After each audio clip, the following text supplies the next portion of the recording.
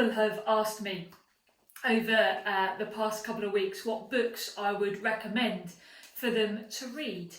And so I'm going to share with you now some books that I've found helpful over my time in ministry and especially in the past few years.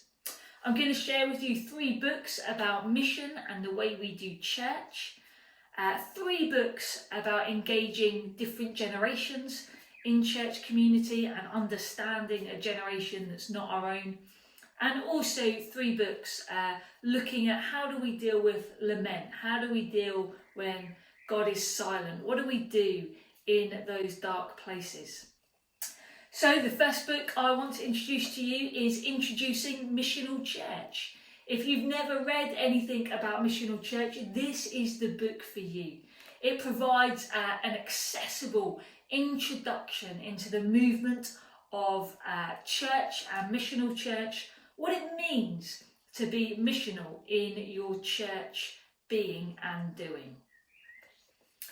Also recommend to you Letters to the Churches by Francis Chan. This is been a few years old now, but Francis Chan really goes back to the roots of what church is, moving it away from an attractional model of church and seeking to create genuine, authentic relationships in church community with each other.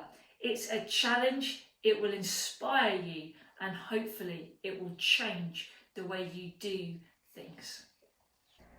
The third one about church growth is Scattered Servants. I love this book, and more so in this time we're in now. In it, we're encouraged to use our everyday life to be a servant scattered in the community to bring about God's blessing. I hope it's an inspiration to you as you read it. In regard to books looking at reaching a generation that's not necessarily our own, I'd endorse to you this one, Faith for Exiles. It discovers what's working in finding hope and purpose, looking at why do people drop out of church, what it is to access the kind of prodigals in our society. It's a great book and I'd really encourage you to read it. We all know that millions of young people are leaving our churches if they were there in the first place. And You Lost Me is a great book at looking at why the church is losing the next generation. It's not just about statistics, but it's about telling the stories of those that have walked away from the church and why.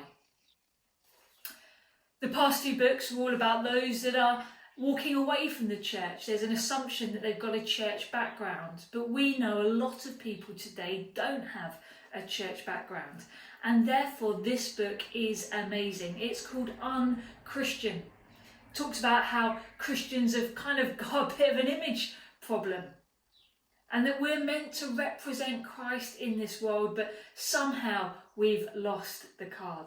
And this looks at research on 16 to 29-year-olds, revealing how Christians have taken several steps backwards in their outreach to them. It's a challenge as we face the negative perceptions that people have of us, thinking about a new generation and how Christianity can reach them. When we're thinking about books that we turn to when we're in a phase of unknowing, a phase where we feel God is silent, a phase where maybe we're okay, but many people around us are wrestling with deep questions, I want to recommend to you very highly Pete Greig's book, God on Mute.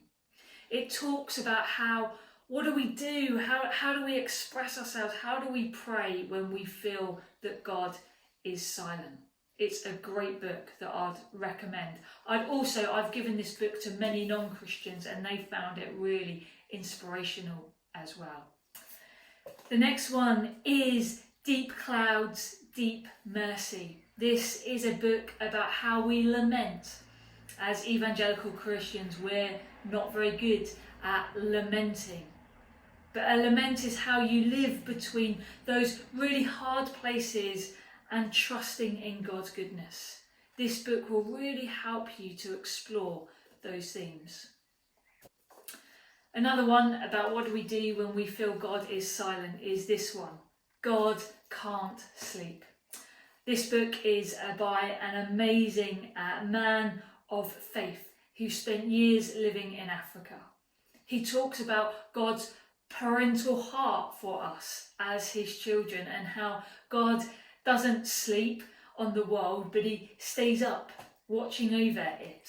And he explores the themes of suffering and pain in a world where we feel that God may be asleep.